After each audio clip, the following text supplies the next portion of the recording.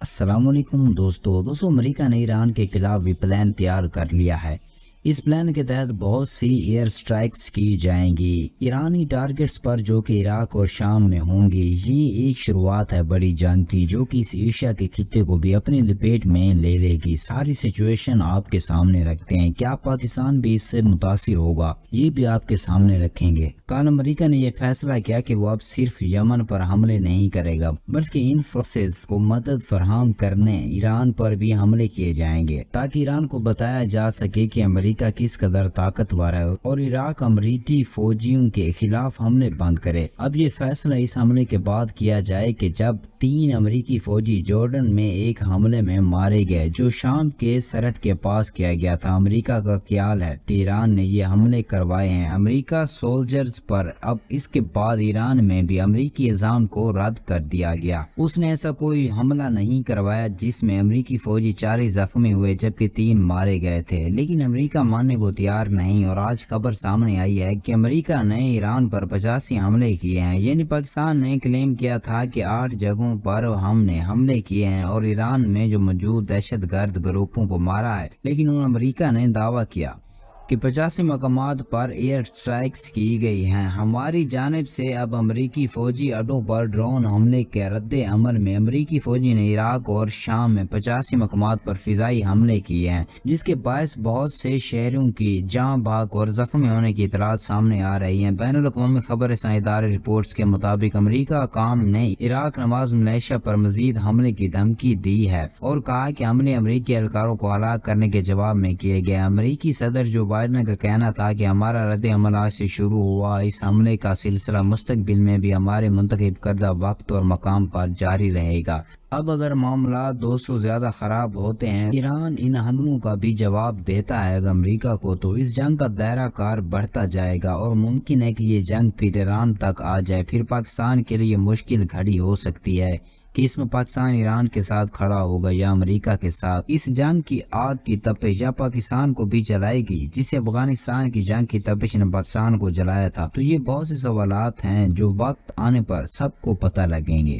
Be B C نے غلطی سے نواز شریف کی تعریف کر دی تھی، جس پر امریکی صحافی مائیکل گوگل مین نے بی بی سی کو یاد دلوایا، تو بی بی سی نے اپنی غلطی تسلیم کر لی اور اس کو درست بھی کیا۔ اب پہلا موقع تھا کہ عالمی جریدے نے ایسا کیا جو کہ نواز شریف کی تعریف کر رہی ہو، لیکن پھر وہ ایک تعریف بھی نواز شریف کے حصے میں نہ آ سکی۔ مائیکل گوگل مین نے اعلان کیا کہ میرے الفاظ کو نقل کرنے میں بی بی سی نیوز نے اصلاح کی درخواست پر اسے ویب سائٹ پر درست بھی کر لیا گیا۔ ونسل سینٹر واشنگٹن میں ایشیا پروگرام کے ڈپٹی ڈائریکٹر مائیکل گوگل مین نے سابق وزیر اعظم نواز شریف کے حوالے سے بی بی سی نیوز میں شائع ہونے والے اپنی رپورٹ کے ایک حصے پر وضاحت جاری کر دیا۔ مائیکل گوگل مین کی بی بی سی نیوز میں شائع ہونے والی رپورٹ میں لکھا تھا کہ پاکستان کے 3 دفعہ وزیر اعظم رہنے والے نواز شریف نے گزشتہ برس خود ساختہ جلا وطنی ختم کی اور اب 8 فروری کو ہونے والے انتخابات میں صف اول میں امیدوار ہیں۔ مائیکل گوگل مین کی بی بی سی کی شائع رپورٹ میں لکھا تھا کہ نواز شریف پاکستان کے آئندہ وزیر اعظم کے لیے بہترین امیدوار ہے۔ یعنی کہ یہ بی بی سی نے غلطی سے چھاپ دیا اور کہا کہ اس کی وجہ یہ ہے کہ وہ ایک انتہائی مقبول لیڈر ہیں اور اس سے بھی زیادہ، اس لیے انہوں نے اپنے کارڈ درست طریقے سے استعمال کیے ہیں۔ اب پاکستان تحریک انصاف یو کے رہنما جہاں زیب پراچا نے مائیکل گوگل مین کی رپورٹ میں نواز شریف کو مقبول رہنما قرار دینے پر شدید رد عمل دیا۔ سماجی رابطوں ویب سائٹ ایکس پر مائیکل گوگل مین کی رپورٹ شیئر کی اور ان کو مخاطب کرتے ہوئے لکھا کہ مائیکل گوگل مین اگر نواز شریف کے مقبول رہنما ہونے کا کوئی ایک بھی ثبوت دے دیں تو میں عمران خان کی حمایت کرنا چھوڑ دوں گا۔ جازیب پراچا نے لکھا کہ اگر آپ کا دعویٰ درست ہوا تو میں پاکستان تحریک انصاف کے لیے سوشل میڈیا پر جو کام کرتا ہوں وہ بھی چھوڑ دوں گا اور نواز شریف نے اپنے کارڈ درست کھیلے، اس فکری کی بھی وضاحت کر کے دیں۔ آپ کو اس بات کا مطلب ہے کہ نواز شریف نے امریکہ اور جنرل باجوہ کے ساتھ مل کر عمران خان کی حکومت گرائی اور اس بات پر راضی ہوئے کہ پاکستان کا وزیر اعظم بنے تو امریکہ کے مفادات کا تحفظ کریں گے۔ مائیکل گوگل مین نے جازیب پراچا کو جواب دیتے ہوئے لکھا، میرے الفاظ کو بی بی سی پر شائع کرتے وقت غلط نقل کیا گیا۔ میں نے اپنی رپورٹ میں لکھا تھا کہ وہ یقینی طور پر مقبول لیڈر نہیں ہیں، لیکن بی بی سی پر شائع ہونے والی رپورٹ میں مقبول لیڈر ہیں لکھا گیا۔ میرے الفاظ کو نقل کرنے میں غلطی ہوئی تھی جس پر میں نے ادارے سے اصلاح کی درخواست کر دی ہے اور انہوں نے کہا کہ بی بی سی کی ویب سائٹ پر اسی غلطی کو درست کیا جا چکا ہے۔ تاہم مائیکل گوگر مین نے جہاں زیب پرازا کے دوسرے سوال کا جواب نہیں دیا، اب اس سب کے بعد ادارے کو بھی سمجھ جانا چاہیے کہ نواز شریف اب اداروں کے لیے ایک سفید ہاتھی بن چکا ہے اور اس کے بوجھ اٹھا کر اداروں کو نقصان ہوگا۔ اس لیے ہوش کے ناخن نے اس بندے کو جہاں سے آیا وہیں چھوڑ کر آئے اور پاکستان میں صاف شفاف انتخابات کروائے جائیں۔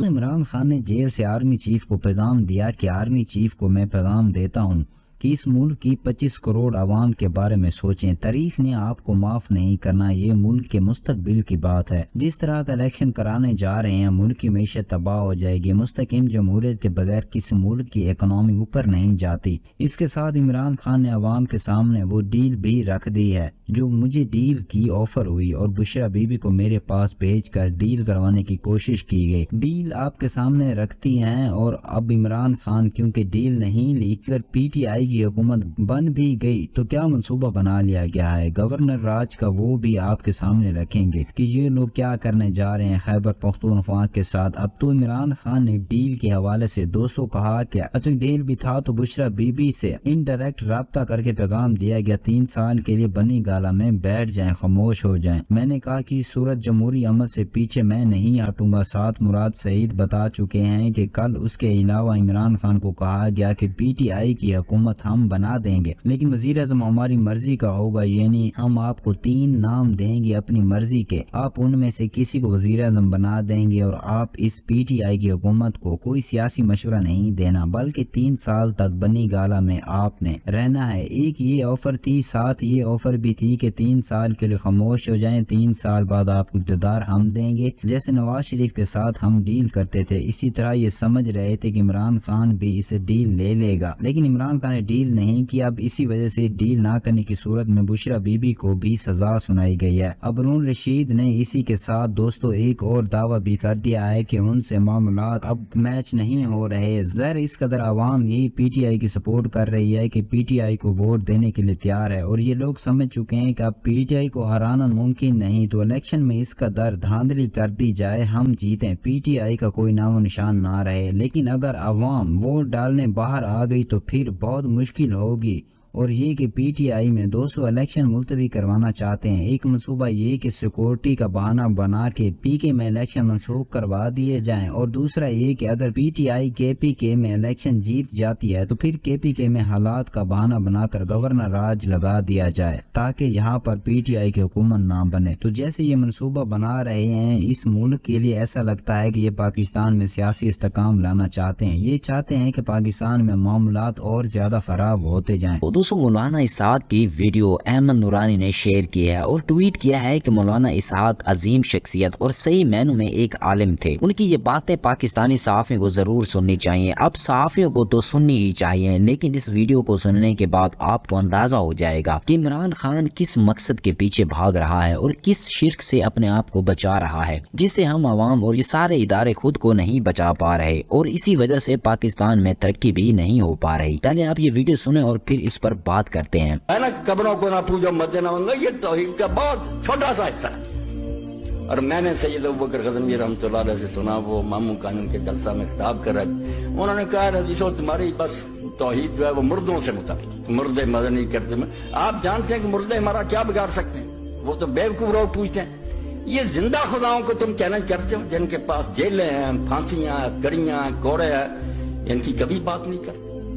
یہ توحید بالکل تم نے گم کر دی، حالانکہ پوری سورہ نساء میں اسی شرک کا بیان ہے۔ حق میں رہتا کہ کوئی انسان اپنے قانون ملک میں جاری کرنا شروع کرے، بندہ ہوتے ہوئے وہ لوگوں کو اپنے قانونوں کا پابند بنائے، یہ ہے وہ غلامی، عبدیت، جس کو ختم کرنے کے لیے نبی رسول اللہ ہے۔ یہ آیت جو میں نے پڑھی نا سورہ آل عمران کی، اس میں اللہ کہتا ہے عام لوگ تو گزار ہے، حکمران اور مولوی اور پیر، نبی تک کو حق نہیں کہ اللہ اس کو کتاب اور حکم اور نبوت دے اور وہ لوگوں کو کہے میرے بندے بن جاؤ، غلام بنا دے، نہیں بنا سکتے۔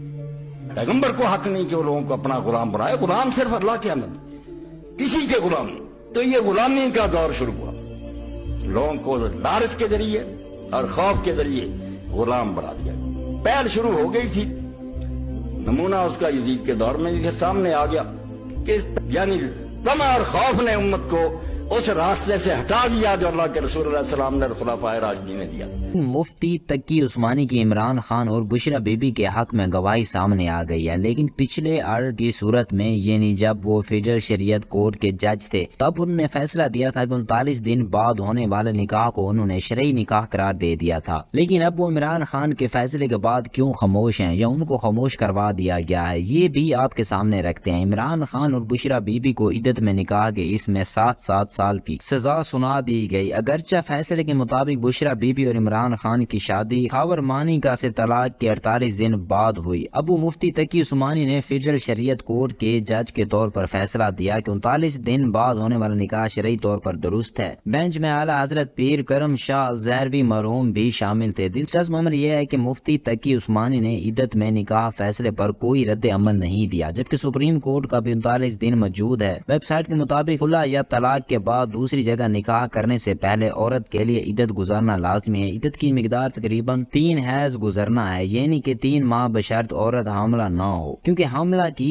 عدت واضح حمل ہے اور حمل نہ ہونے کی صورت میں عدت کی کم سے کم مقدار 39 دن بن سکتی ہے. اب عمران خان کے خلاف فیصلہ آنے کے بعد مفتی تقی عثمانی بالکل خاموش ہیں. اب سوال یہ اٹھ رہا ہے کہ وہ خاموش ہیں یا ان کو خاموش کروا دیا گیا ہے، کیونکہ اسٹیبلشمنٹ کے ساتھ بھی ان کے رابطے کوئی ڈھکے چھپے نہیں ہیں. ہر عالم دین اب اس پریشر میں آیا ہوا ہے، لیکن اب مولویوں کو بھی دیکھنا چاہیے کہ یہ شرک ہے. کسی کے خوف میں آ کر چپ رہا جائے اور اس کی غلامی قبول کر لی جائے. اس لیے صرف مفتی تقی عثمانی کو نہیں بلکہ تمام علماء کرام کو سامنے آنا چاہیے اور اس کے سارے معاملے پر ان کو بھی وضاحت دینی چاہیے، کیونکہ یہ جو سزا سنائی گئی ہے عمران خان کو، یہ بالکل غلط ہے. ناظرین، سابق وزیر اعظم عمران خان اور ان کی اہلیہ بشرا بی بی کے نکاح کے حوالے سے کیس کا فیصلہ تو آ گیا. اب ان کے نکاح کی شرعی حیثیت کیا ہوگی؟ عمران خان اور بشرا بی بی کو فیصلوں کے ہیڈ پک کرتے ہوئے مزید 7 سال کی سزا سنا دی گئی ہے اور بشرا بی بی کو واپس بنی گالا سب جیل میں منتقل کر دیا گیا ہے. بشرا بی بی کی جان کو خطرہ ہے اور ان کی وکیل مشال یوسف زئی نے حقیقت بتا دی ہے. یہ ساری صورتحال میں کیس پر سزا دیے جانے پر مولانا طارق جمیل کا شرعی معاملے پر بیان بھی سامنے آ گیا ہے، جو آپ کے سامنے رکھتے ہیں. لیکن پہلے آپ کو یہ بتاتے چلیں کہ اڈیالہ جیل کے باہر جب یہ فیصلہ سنایا گیا کہ بشرا بی بی اور عمران خان کا نکاح عدت میں ہوا، تو اس کے بعد میں 7 سال کی سزا سنا دی گئی اور ان پر 5 لاکھ روپے جرمانہ بھی عائد کیا گیا. اس کے بعد ان کے وکیل مشال یوسف دئی میں بات کرتے ہوئے کہا کہ بشرا بی بی کو فوراً اڈیالہ جیل منتقل کیا جائے. بنی گالا سب جیل میں ہمیں یہ رپورٹ ملی اور بتایا گیا کہ ان کی جان کو خطرہ لاحق ہے، لہٰذا ہم فوری طور پر قانونی کارروائی بھی کرنے جا رہے ہیں اور انتظامیہ سے ہمارا یہ مطالبہ ہے کہ بشرا بی بی کو فوری طور پر اڈیالہ جیل میں منتقل کر دیا جائے. یہ پہلا موقع ہوگا جہاں ملزم خود جیل میں رہنا چاہتا ہے، لیکن انتظامیہ کے ہاتھ پاؤں پھولے ہیں اور وہ پکڑ کر ملزم کو بنی گالا سب جیل میں لے کر جا رہی ہے.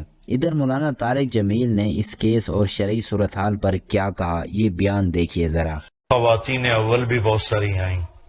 یہ پہلی خاتون اول ہیں جو پورے اسلامی حجاب میں ہیں، نقاب میں ہیں، پردے میں ہیں. پورے میرے پاکستان کی خواتین کے لیے ان کی زندگی ایک پیغام ہے کہ اتنے بڑے منصب پر بھی پردہ کیا جا سکتا ہے. یہ بھی وہ ان 2 چیزوں میں وہ اپنی مثال آپ ہیں. ہم سب ان کے لیے دعا گو ہیں. اللہ ان کی مدد فرمائے اور انہیں ہر شر سے بچائے.